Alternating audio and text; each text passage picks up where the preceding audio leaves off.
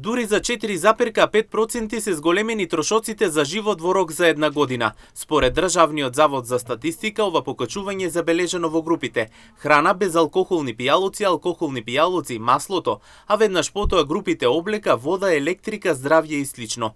Според граѓаните цените наместо да се намалуваат, тие нагло растат, а трговците прават се што ќе посакаат.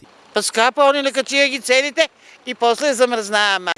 Бе, отидат лепулати таши да ја гледам тука, те овие на пазар. Од тезга на тезга, те овие тука што пуштат.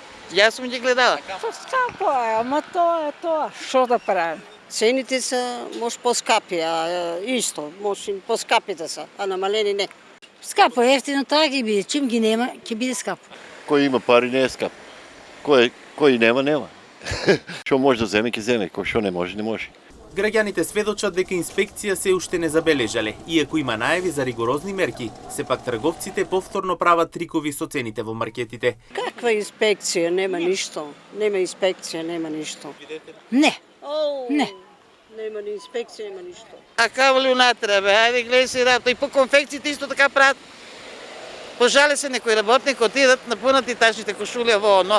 Како што информираат од Државниот завод за статистика, повисоката инфлација во јуни 2025 година во однос на мај 2025 година е резултат на зголемување на трошоците на живот во следните групи: транспорт за 2,9%, рекреација и култура, храна и безалкохолни пијалоци за 1,1%, разновидни стоки и услуги за 0,9%, мебел, покуќнина и одржување на домаќинствата за 0,8%, рестораните и хотелите за 0,5%, здравје за 0,3%, облека и обувки за 0,2% и домување, вода, електрика, газ и други горива за 0,1%.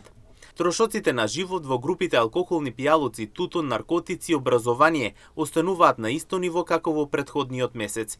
Индексот на цените на маслото во јуни 2025 година во однос на мај 2025 година изнесува 101,1.